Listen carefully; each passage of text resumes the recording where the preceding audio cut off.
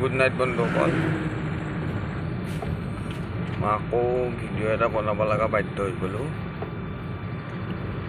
কাৰণ কাজিৰঙা শেষ হোৱাৰ ফালে মানে জখলা বন্ধ পোৱাৰ আগে আগে বাগানখনত দেখা পালোঁ এই ৰাতি কিমান সময় হৈছে, 11:30 12মান বাজিল নেকি। ফিক্স টাইমটো মই ক'ব পৰা নাই, ভিডিঅ' কৰি আছোঁ।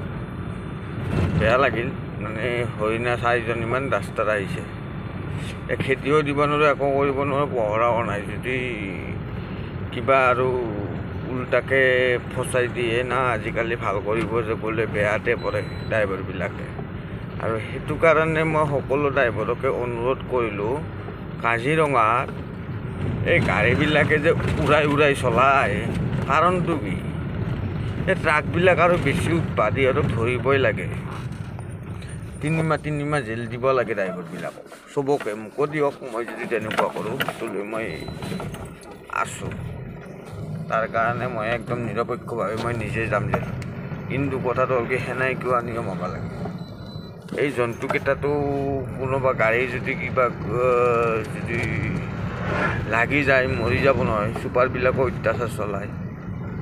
চৰকাৰৰ দোষ নাই এইটো, চৰকাৰে শিকাই বুজাই আছে কাজিৰঙাত 40 স্পীডৰ ওপৰত যাব নালাগে। কিন্তু কিছুমান জাগালৈ খালি কি মিটাৰকেইটা য'ত আছে তাতেহে মানুহ 40ত যায়, ডাঙৰ গাড়ীবিলাক বা সৰু গাড়ীবিলাক। বাকীতো আৰু স্পীড ব্ৰেকাৰকেইটাও ৰখাবাই, স্পীড ব্ৰেকাৰেও কাম নিদিয়ে, এনেকুৱাকৈ চলায় গাড়ী। মানে মই দেখি আছোঁ মোৰ অভিজ্ঞতাইদি। মই এতিয়া আপুনি চাব পাৰে মোৰ মিটাৰত মোৰ কিমান 33 34 এনেকৈ চলাই আছোঁ। কিন্তু আচৰিত, সেইটো কাৰণে আমাৰ ড্ৰাইভাৰৰ নলেজ বুলি কয়, নলেজ কম।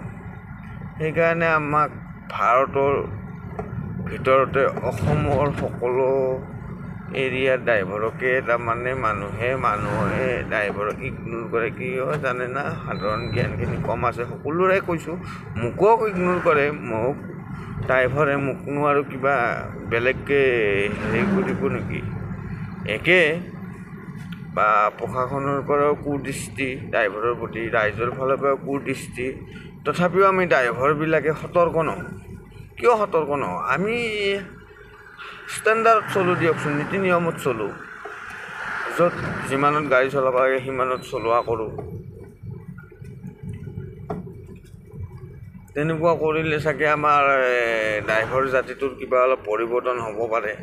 সকলোৱে একতাৰে চলক, একদম সুন্দৰভাৱে নীতি নিয়মত চলকচোন। কোনে কি ক'ব পাৰে? ড্ৰাইভাৰক চেলুট দিব লাগিব, পাইলট অফিচাৰ বুলি, যেনেকৈ আৰৱৰ নিচিনা। আৰু তাৰে ওপৰত দ্বিতীয় কাৰণৰ বিশাল জনসংখ্যাৰ দেশটো, মানে মানুহৰ মূল্য নাই, ড্ৰাইভাৰৰো মূল্য নাই, লেবাৰৰো নাই, মাষ্টৰৰো নাই। খালি কি চৰকাৰী চাকৰি কৰা মানুহখিনিক বাহিৰে।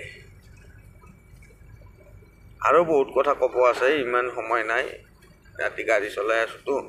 আৰু ড্ৰাইভাৰসকলকে অনুৰোধ, সকলোৱে যাতে আমাৰ জীৱ জন্তু কাজিৰঙাৰ মাজেৰে গাড়ী চলাই যাওঁতে সাৱধানে চলাই যাওক।